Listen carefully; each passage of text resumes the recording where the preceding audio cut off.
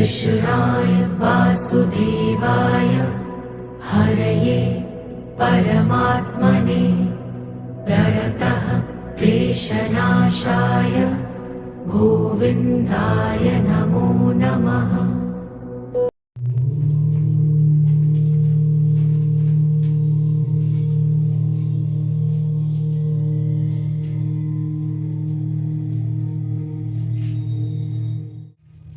আগের রং শেষ, আসুন এখন আপনারা যা শিখেছেন তা অনুশীলন করুন।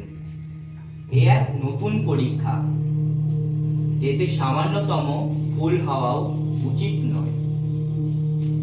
দয়া করে আমাদের প্রণাম গ্রহণ করুন পরিবার। সর্বদা স্নেহময় থাকো। বলো ঋষিগণ, কি প্রয়োজন আগমন?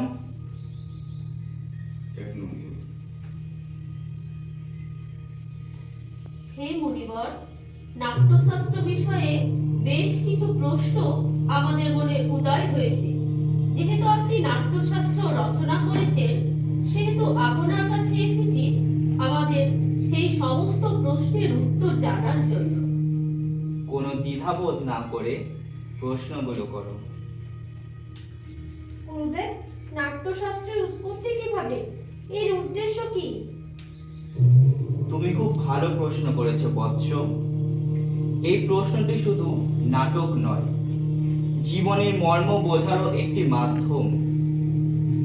ত্রেতা যুগে মানুষ যখন কাম ও লোভের প্রভাবে অধর্ম ও দ্বন্দ্বের দিকে অগ্রসর হতে থাকে, তখন দেবরাজ ইন্দ্র ব্রহ্মার কাছে প্রার্থনা জানান যে এমন একটি মাধ্যম নির্মাণ করতে হবে যাতে দর্শন ও শ্রবণ একই সাথে ঘটতে পারে এবং যার প্রভাবে মানুষ আবার ধর্ম, অর্থ, মোক্ষ পথে ফিরে আসতে পারে। কিন্তু গুরুদেব, বেদই তো জ্ঞানের ভান্ডার। জগতের সমস্ত রহস্য লুকিয়ে আছে এই বেদে। কিন্তু বেদই তো যথেষ্ট ছিল। পঞ্চম বেদের নতুন করে কি বা দরকার ছিল? যাতে এটি সমস্ত মানুষের গ্রহণযোগ্য হয়। নাটকের মাধ্যমে সাধারণ মানুষকে শিক্ষার পথে, ধর্মের পথে নিয়ে যাওয়া যায়। এতে শুভ উদ্দেশ্যে ভগবান ব্রহ্মা 4টি বেদের উপাদান একত্রিত করে নাট্যবেদ রচনা করেছিলেন। 4টি বেদের উপাদান সেগুলি কি? 4টি বেদের উপাদান কি গুরুদেব? নাটকে যে পাঠ শুনেছেন, ভগবান ব্রহ্মা ও তার ঋগ্বেদ থেকে নিয়েছেন। সুন্দর গানের ভিত্তি হলো সামবেদ, অভিনয় যজুর্বেদ থেকে এবং নাট্যরস দেওয়া হয়েছে অর্থবেদ থেকে। 4টি বেদের অংশ ব্যবহার করে নাট্যশাস্ত্র নির্মাণ করা হয়েছে। গুরুদেব, তাহলে তো নাট্য দেবতাদের জন্যই শুধু নির্মাণ?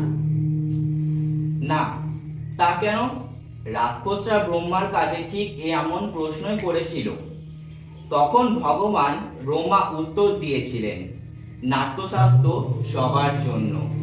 এতে দেবতারা, অসুর ও মানুষের সমস্ত শুভ অশুভ কাজ করম দেখা যাচ্ছে।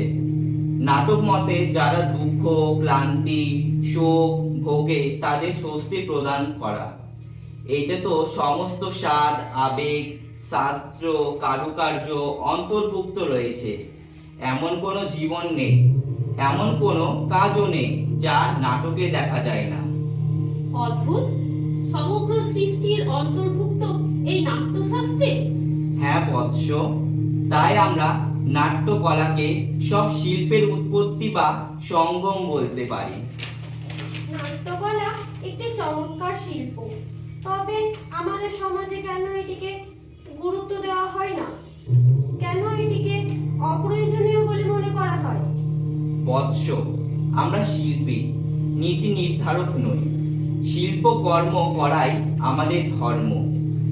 নীতি নির্ধারকের আমাদের শিল্প নিয়ে ভাবতে হবে, পরীক্ষা নিরীক্ষা, উপায় ও সুযোগ দিতে হবে। নাটক শুধু শিল্প নয়, এটা সমাজের দর্পণ। মানবতাকে সত্যের পথে নিয়ে যাওয়ার মাধ্যম।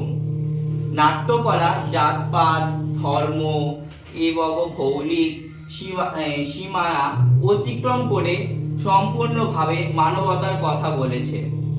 আজও নাট্যকলা সমাজের প্রতিকূল অবস্থা দূর করে সমতার বোধ নিয়ে আসে। এই অনুকূল নিঃসন্দেহে পৃথিবীর স্বর্গে পরিণত করতে পারে। নিশ্চিন্ত হও গুরুদেব, শিল্পহীন সমাজ পশুদের সমাজ। সমাজ শিল্প ও শিল্পীদের প্রাপ্য স্থান দেবে, এই আশা এবং প্রত্যাশা নিয়ে আমি নাট্যশাস্ত্রকে পঞ্চম বেদ বলেছি। পঞ্চম বেদ সমস্ত বেদের জ্ঞান। বৎস, আমরা নাট্যশিল্প পুত্রীরা আপনাদের স্বাগত জানাতে তাদের অভিনয় প্রস্তুত করেছে এবং আপনাদের জন্য অপেক্ষা করছে।